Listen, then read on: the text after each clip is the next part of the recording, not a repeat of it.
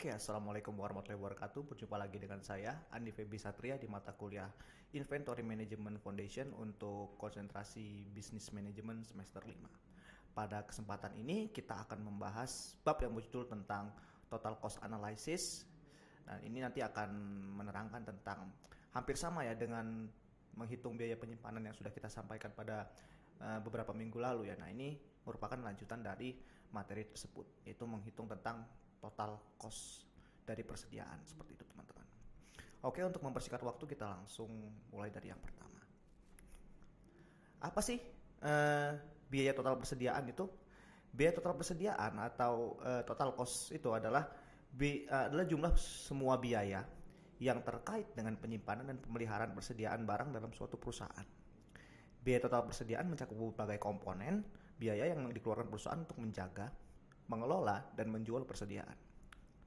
Fungsi utama nih untuk menghitung total persediaan itu kenapa sih fungsinya? Jadi yang pertama itu untuk evaluasi dan efisiensi operasional. Lalu yang kedua adalah penentuan nilai persediaan. Dan yang ketiga untuk perencanaan anggaran. Nah, jadi kalau kita menganalisis suatu total biaya itu, jadi yang pertama kita akan bisa memperkirakan berapa sih nilai dari persediaan kita.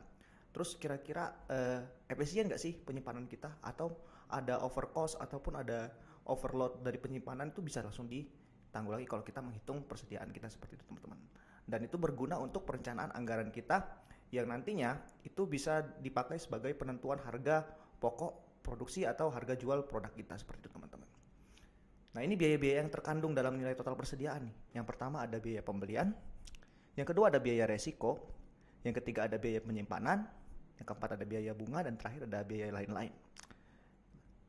Nah, sekarang kita jelaskan dari yang pertama dulu, yaitu biaya pembelian. Biaya pembelian adalah biaya utama yang terkandung dalam nilai persediaan. Ini mencakup biaya pembelian barang, termasuk harga pokok barang, biaya pengiriman, pajak pembelian, dan biaya lainnya yang dikeluarkan untuk mendapatkan barang-barang tersebut. Lalu ada biaya resiko. Biaya resiko adalah biaya yang mencakup kerugian atau kehilangan barang yang dalam persediaan akibat kerusakan, pencurian, atau berbagai faktor lainnya teman-teman. Lalu ada biaya penyimpanan. Biaya penyimpanan adalah biaya yang dikeluarkan oleh perusahaan untuk menjaga dan mengelola persediaan dalam kondisi yang baik. Ini mencakup biaya sewa gudang, biaya asuransi gudang, biaya listrik, biaya pemeliharaan gudang, biaya pengawasan, dan juga biaya pengendalian kualitas. Terus ada lagi namanya biaya bunga teman-teman. Biaya bunga itu apa sih? Biaya bunga adalah biaya yang dibebankan jika perusahaan meminjam uang untuk membiayai pembelian persediaan. Biaya bunga atas pinjaman tersebut juga termasuk dalam nilai persediaan teman-teman. Nah, terus ada biaya lainnya nih yang terakhir teman-teman. Biaya lainnya itu apa sih? Biaya lain itu biaya lain-lain yang terkait dengan persediaan yang dapat dimasukkan dalam nilai total persediaan. Seperti biaya perakitan atau biaya pengawasan khusus teman-teman. Terus nih, langkah-langkah untuk menghitung biaya total persediaan. Yang pertama kita harus mengidentifikasi dulu biaya-biayanya nih. Biaya-biayanya yang ada tuh di data tuh biaya-biaya apa aja sih. Terus klasifikasikan, ini masuknya ke biaya apa, itu masuknya ke biaya apa, seperti itu teman-teman. Terus hitung biaya langsung. Nah, ini bedanya teman-teman. Kalau di bab tentang total cost analysis ini, kita membagi biaya itu berdasarkan dari 3 bagian. Yang pertama itu ada biaya langsung, ada biaya tidak langsung, dan juga ada biaya bunga. Biaya langsung itu adalah biaya yang dibebankan langsung kepada si persediaannya tersebut. Jadi dia tuh nempel banget sama si produk yang ingin dipasarkan, yang dibeli gitu, dari aset persediaannya seperti itu, kayak biaya pembelian, kayak biaya pengiriman produk, atau biaya perakitan, itu semuanya kan nempel. Nah, tapi kalau biaya tidak langsung itu dia berkaitan dengan biaya penyimpanan, jadi dia nggak terkait dengan si barang atau item persediaan itu secara langsung teman-teman. Nah, sebagai contohnya tuh kayak biaya sewa gudang, terus kayak biaya utilitas gudang dan lain sebagainya, itu kan semuanya pendukung dari penyimpanan. Nah, bukan berkaitan langsung dengan si item yang di persediaan itu tersebut gitu teman-teman ya. Nah, jadi nanti kita akan klasifikasikan dulu kira-kira misalnya biaya A itu masuknya di biaya apa sih? Biaya langsung, biaya tidak langsung, atau biaya bunga seperti itu. Nah, nanti setelah diklasifikasikan, lalu kita nanti akan menghitung dan melakukan evaluasi teman-teman.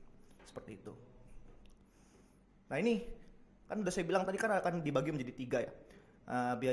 Pada total cost analysis ini kita membagi biaya itu menjadi 3 garis besar, yaitu biaya langsung, ada biaya tidak langsung, dan biaya bunga. Nah, ini definisi dari biaya langsung. Biaya langsung atau direct inventory cost adalah biaya-biaya yang secara langsung terkait dengan akuisisi atau pembelian barang-barang yang ditempatkan dalam persediaan perusahaan. Biaya-biaya tersebut mencakup biaya pembelian bahan, biaya pengiriman bahan baku, biaya pengemasan bahan baku, dan biaya perakitan bahan baku, teman-teman. Lalu ada biaya tidak langsung persediaan atau indirect inventory cost. Adalah biaya yang tidak dapat secara langsung didistribusikan ke suatu item persediaan tertentu, tapi masih terkait dengan proses penyimpanan, pemeliharaan atau manajemen persediaan secara keseluruhan, teman-teman. Nah, beberapa contoh biaya tidak langsung itu seperti biaya penyimpanan, biaya sewa gudang, biaya pengendalian kualitas, dan biaya keamanan dan kualitas. Ini sebenarnya udah tercakup semuanya ya di biaya penyimpanan, karena biaya penyimpanan itu tidak langsung berkaitan dengan si produk atau item yang di persediaan tersebut ya. Kalau kita ingat kan, kalau di biaya penyimpanan itu udah meliputi apa aja?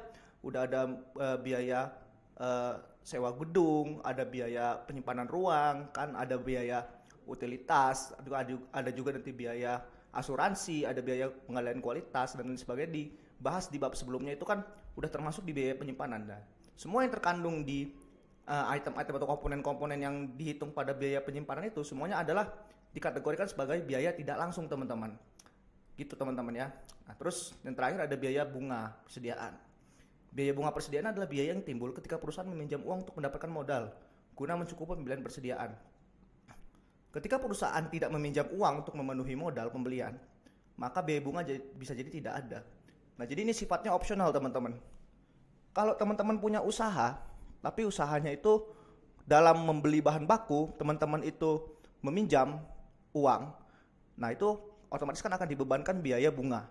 Tapi kalau teman-teman semua nggak membelinya itu nggak pakai pinjaman, teman-teman tidak akan mendapatkan beban bunga toh, seperti itu, teman-teman. Nah, jadi biaya bunga ini sifatnya adalah opsional, bisa ada bisa enggak, teman-teman, tergantung nanti kita analisis datanya gimana gitu. Nah, ini komposisi total persediaan yang baik nih, teman-teman. Komposisi dari total persediaan itu atau total cost itu adalah yang pertama meliputi biaya langsung. Biaya langsung itu sekitar 60-80%, teman-teman, yang bagus ya. Nah, terus kalau biaya tidak langsung itu sampai 20-30%. Kalau lebih, tandanya biaya ada hal yang salah nih kan gitu kan.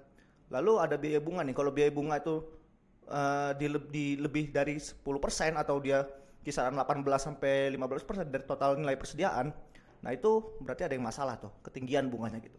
Nah, jadi ini semuanya sudah mewakili dari porsi-porsinya masing-masing, teman-teman.